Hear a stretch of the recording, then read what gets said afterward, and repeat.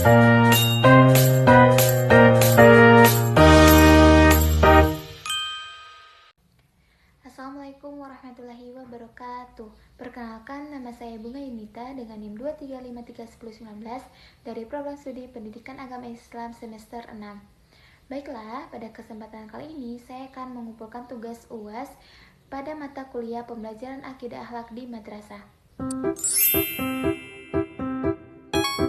Baiklah, pada soal yang pertama yaitu pengertian, tujuan, dan ruang lingkup materi akidah.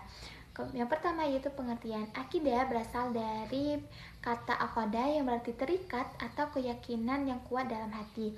Dalam Islam, akidah merupakan keimanan yang kokoh kepada Allah Subhanahu wa taala dan segala hal yang diimani seperti malaikat, rasul, kitab-kitab Allah, hari akhir, serta qada dan qadar.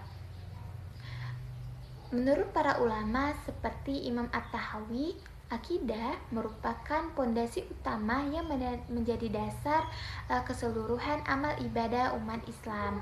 Kemudian, pembelajaran akidah di madrasah bertujuan untuk menumbuhkan keyakinan yang kepada peserta didik yang sesuai dengan ajaran Islam. Adapun tujuan pembelajaran akidah yaitu yang pertama menumbuhkan keimanan dan ketakwaan kepada Allah Subhanahu wa taala. Yang kedua yaitu membentuk peserta didik menjadi pribadi yang memiliki keyakinan yang benar sesuai dengan ajaran Islam. Yang ketiga yaitu membentengi peserta didik dari paham-paham yang bertentangan dengan ajaran Islam. Yang keempat yaitu mendorong peserta didik untuk mengamalkan ajaran agama dalam kehidupan sehari-hari. Adapun ruang lingkup materi akidah ini yang pertama yaitu dasar dan tujuan akidah. Yang kedua yaitu sifat Allah seperti sifat wajib, mustahil, dan jaiz. Kemudian al-asmaul husna. Yang keempat iman kepada Allah, kepada Rasul, kepada kitab-kitab Allah, kemudian hari akhir, kemudian qada dan qadar, serta tauhid. Selanjutnya nomor 2 yaitu pengertian, tujuan, dan ruang lingkup materi pembelajaran akhlak. Nah, akhlak sendiri berasal dari kata huluk yang artinya perangai atau tingkah laku. Menurut Imam Al-Ghazali, akhlak adalah sifat yang tertanam dalam jiwa, yang darinya lahir perbuatan yang dengan mudah dilakukan tanpa memerlukan pertimbangan yang panjang. Pembelajaran akhlak di madrasah yaitu bertujuan untuk membentuk karakter peserta didik sesuai dengan ajaran Islam. Adapun tujuan pembelajaran akhlak ini yang pertama yaitu membentuk pribadi yang berakhlak karimah. Yang kedua yaitu menumbuhkan atau membiasakan perilaku terpuji dalam kehidupan sehari-hari. Yang ketiga yaitu menjauhkan peserta didik dari perilaku yang tercela.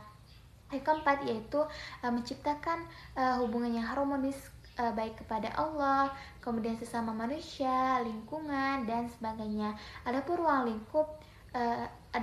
lingkup pembelajaran adapun ruang lingkup materi akhlak ini yang pertama yaitu akhlak kepada Allah, akhlak kepada Rasulullah, akhlak kepada orang tua dan guru, akhlak kepada sesama manusia, akhlak kepada diri sendiri, dan akhlak kepada lingkungan, serta yang ketiga ada akhlak terpuji seperti mahmudah, kemudian akhlak tercela seperti mazmumah. Selanjutnya yaitu nomor 3 yaitu contoh soal evaluasi dalam materi berwudu dalam ranah kognitif, afektif, dan psikomotorik. Yang pertama dalam ranah kognitif, misalnya 1. Jelaskan pengertian wudu sesuai dengan syariat Islam. Yang kedua, sebutkan rukun-rukun wudu secara berurutan. Kemudian yang kedua yaitu dalam ranah afektif, misalnya sikap apa yang kita lakukan sebelum melakukan wudu. Kemudian yang kedua yaitu Mengapa kita harus mensucikan diri dengan berwudu sebelum sholat? Kemudian yang ketiga yaitu ranah psikomotorik, yaitu dengan mempraktekkan atau memperagakan. Misalnya, praktekkan tata cara berwudu dengan benar sesuai dengan rukun-rukun yang telah dipelajari atau berurutan. Kemudian yang kedua misalnya peragakan tata cara membasuh tangan ketika atau membasuh muka dengan benar ketika berwudu. Selanjutnya nomor 4 yaitu fungsi atau tugas guru sebagai administrator. Nah, guru bukan hanya sekedar sebagai pendidik tetapi juga sebagai administrator, di mana guru bisa mengelola administrasi di kelas atau di dalam ranah pendidikan. Peran ini penting karena guru bukan hanya keberhasilan guru bukan hanya dilihat cara mengajar, tetapi juga bagaimana ia mengolah administrasi kelas dengan baik. Adapun fungsi atau fungsi administrator ini yaitu yang pertama yaitu mengolah atau merancangkan perencanaan pembelajaran seperti modul atau di Kurtilas disebut dengan RPP, kemudian media pembelajaran atau perangkat pembelajaran. Yang kedua yaitu mengelola atau mengecek administrasi di dalam kelas, misalnya daftar hadir, kemudian data peserta didik dan sebagainya. Kemudian yaitu melaksanakan evaluasi atau penilaian, di mana evaluasi ini dilakukan di akhir pembelajaran, baik guru ini bisa menggunakan gamifikasi yang efektif dan sebagainya. Kemudian yaitu mendokumentasi, di sini yaitu mendokumentasi hasil proses pembelajaran atau perkembangan peserta didik. Kemudian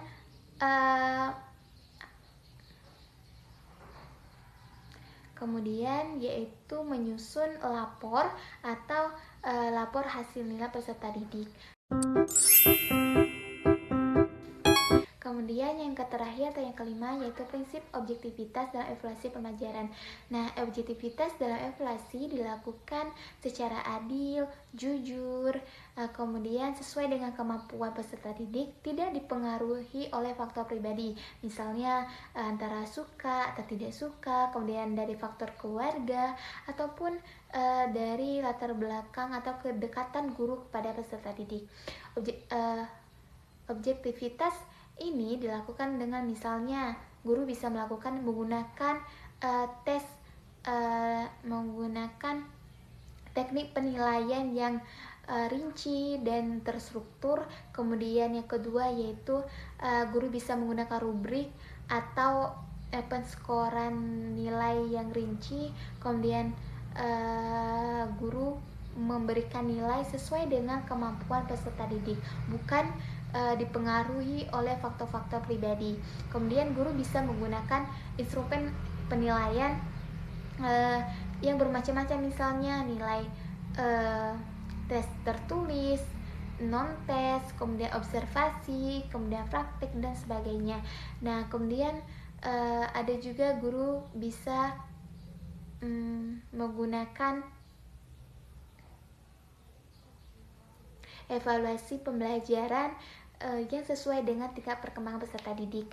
Kemudian objektivitas ini penting karena dalam evaluasi pembelajaran agar guru itu bisa melihat hasil atau tingkat belajar atau tingkat kemampuan peserta didik, agar ini nanti juga bisa menjadi pedoman atau bahan perbaikan untuk masa yang akan datang.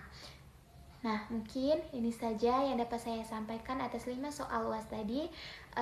Apabila ada salah kata dan kekurangan saya mohon maaf, pada Tuhan saya mohon ampun. Saya akhiri, wassalamualaikum warahmatullahi wabarakatuh.